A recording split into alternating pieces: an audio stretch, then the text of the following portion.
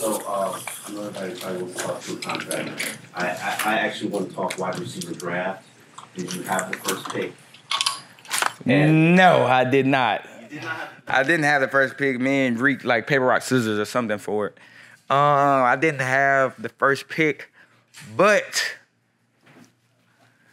I had the second pick. I'm pretty happy with my first round pick. He's been producing. My later draft picks, we got to step it up some, man. I think we down. Reek had a bomb today, Yes. so we might be down. But it was a top ball game going into today. Now, can you please explain to me why River Craig back is the first round pick every year? Bro, him and Reek like got some crazy duo or something like that. But Reek always go with Riv first overall. Braxton's my first overall pick. Brax been producing, man. But yeah. But your bench players have to step My bench players got to step it up, man. They got to. So who gets Odell when he comes back? See, we arguing right there now. Me and Reek, we got our GM hats on right now. So we battling for who's gonna get O when he come back. GM hats, your thoughts on the Tua Tagovailoa deal getting done? Oh yeah, man, it's great, man. It's great. You know, I look at him a little different now, man, after seeing his contract. But man, I'm just happy for him. You know, especially type of relationship that we have outside of the field. Happy for him and his family, and you know, it's just great. You guys go back to what, like 2018? 2018, man, 2018. There's a real chance you guys might play a decade plus together. I mean, I know, right? Like, that's a lot of ball. So, yeah, man, he got a crazy journey. I'm just going back to at least when I first got into the league, all the stuff that was going around into now, you know, him getting a big deal done. So his journey has been crazy, and I'm just happy to be a part of it.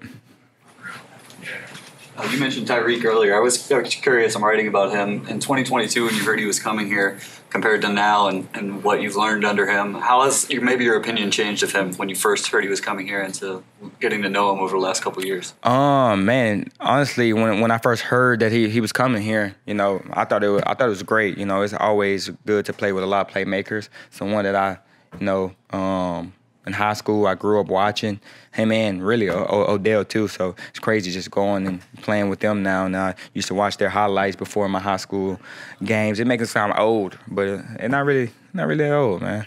What is the biggest thing that you have taken from Tyreek that you incorporated into your game, or you think has made you a better player? The big thing, I think his work ethic. He go at it, and he got all these accolades, all these different, you know, Pro Bowls and all pros and what's calling. He go at it with the same approach every day. That no one can guard him. No one's better than him, and he just stays hungry. He's, you know, practice like he always got something to prove. So when, you know, a guy of that status go and approach it, you don't have no choice but to, you know, learn and, you know, kind of feed off that. You kind of talked about, I think, in the past some. I didn't know your teammates had, but when you came as a rookie, you were the guy. I mean, you were the number one target. Was there an adjustment when Tyreek came? I mean, you'd be the number one in a lot of teams in the league. Was it tough for you from a personal standpoint?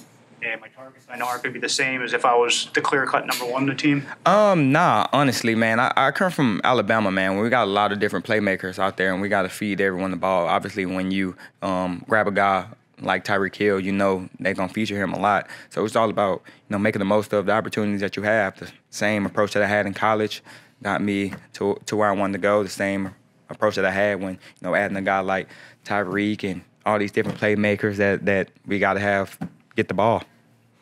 Tyreek last year talked about the speed of Ethan Bonner, the young corner. Yes, man. Besides his speed, what skills stand out to you with him as he tries to find his way in the league? Man, Bonner probably has had like the craziest jump from, I think, any player from last year, in my opinion. He just seems like a totally different player out there. He's more patient at the line. Maybe it's just a year on his belt.